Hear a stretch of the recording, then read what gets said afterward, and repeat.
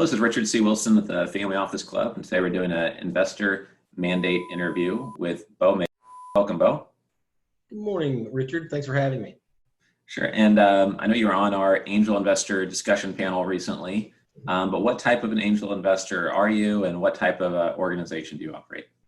Well, I'm the managing director of in Miami, Florida, and with presences in Fort Lauderdale, Boca Raton, and West Palm Beach through Southeast Florida.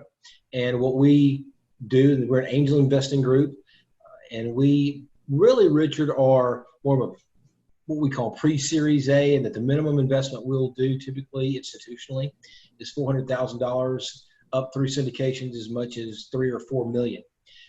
And we're taking those companies that are beyond the proof of concept stage, beyond the a little bit of market adoption stage, beyond what I call the cocktail napkin stage, and have really gained a little bit of traction, but are ready for some fuel in the tank to take them to the next level, to where they can get up from, say, a $5 to $10 million valuation to a $75, $100, $150 million valuation, be taken out by a strategic private equity group, and then for us to flip that cash and let the next phase take them on to, $500 million or $1 billion exit down the road. Okay. And what's the lowest valuation company that you've invested in or seen that seemed like a serious company, and what's the highest valuation? What's kind of the full range? Sure. We've worked with companies with valuations as low as $3.5 million. Okay. Because of various, again, they had traction. They had a proof of concept. They were relatively early stage, but they had an investor that was looking for strategic partners, not just financial partners. And that's one of the benefits of an angel investing group, whether it's ours or another, is the intellectual capital, the intellectual assets that they bring to the table. So $3.5 million on that end. On the high end, we actually invested in a company with a $30 million valuation that had over $5 million in recurring revenue at the time. They technically could have gone to the market and gone to maybe to a PE group, but they wanted an angel group because of what I just referenced, because of the intellectual assets that the angel group brought to the table, and the relationships and the contacts that an angel group will utilize to try to move a company forward even farther than the cash will let it. Okay, great. Makes sense. What about geographical scope in terms of where you'll invest in a company, and also the favorite 3 to 4 industries? Sure. Well, good question. Well, because even though we're in South Florida, we're not limited to South Florida or even the Southeast in general. On our website, you will see where it says that we don't care where the best deal is, whether it's Miami, Manhattan, or Menlo Park, California. We are looking for the best opportunities, the best deals for our investors, and the best opportunities for us to generate long-term, 3 to 4 years, 5 years maybe, wealth and value, not only for our investors, but for the company as well. So we aren't geographically limited. I guess the only geographic limitations I have right now are domestic U.S. for the most part, although things that can look overseas. As far as the markets right now, the lowest hanging fruit from a value perspective, what I mean by that is those industries where the strategic value is the lowest for valuing the company on a multiple of top line revenues, not bottom line profits or EBITDA. Okay. Those are software as a service and IT-enabled healthcare.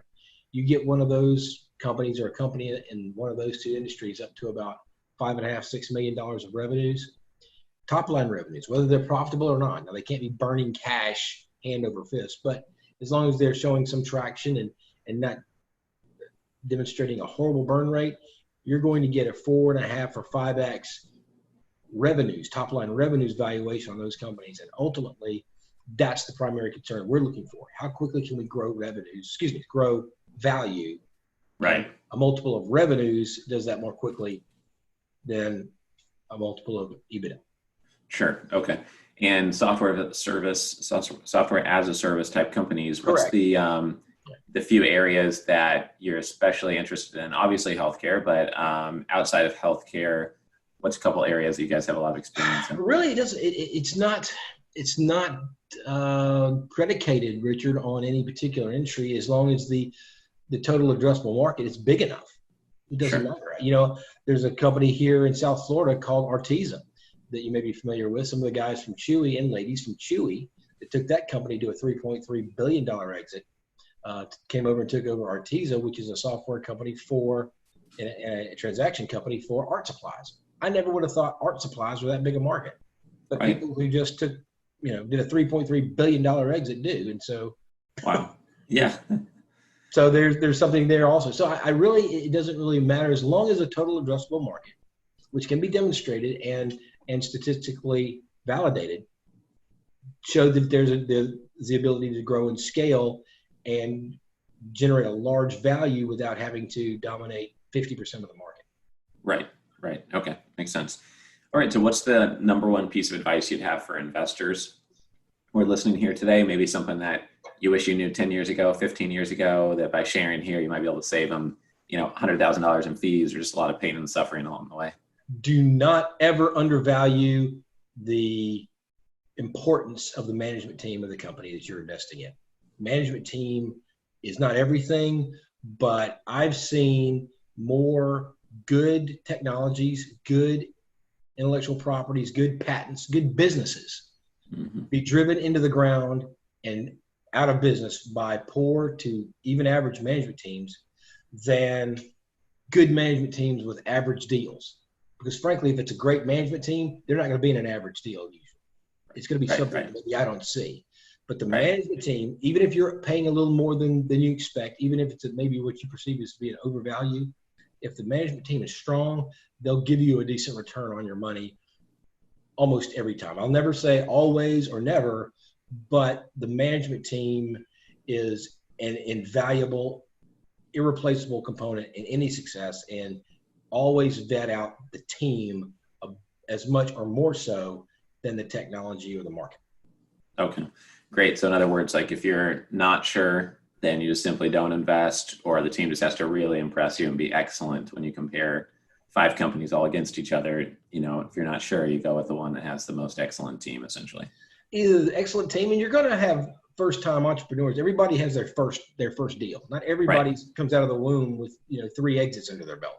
Right. But how has that leadership, how has that entrepreneur built around him or her their advisors, their mentors that can help fill in the intellectual gaps that they don't have, or the intellectual experience they don't have? If they are humble enough and teachable enough, which are huge for entrepreneurs because they're type A alpha personalities anyway. Right. But if they have enough self-awareness and understanding that and humility to say, you know what, I'm great at this, I'm not so great at that, I'm going to go find some great people at that to help and advise me. That's the sign of a potential good leader. Great. Okay. Great. And what's the best way to get in touch with you, Bo? Do you prefer email, phone, LinkedIn? All of the above. I can respond to anything. LinkedIn. Our email is my name, bo.vc, Victor Charlie. You can go to LinkedIn. My cell phone. You can reach me on my cell phone, 305. And I'm glad to talk to anybody. I've talked to someone who wanted to run a nail salon before.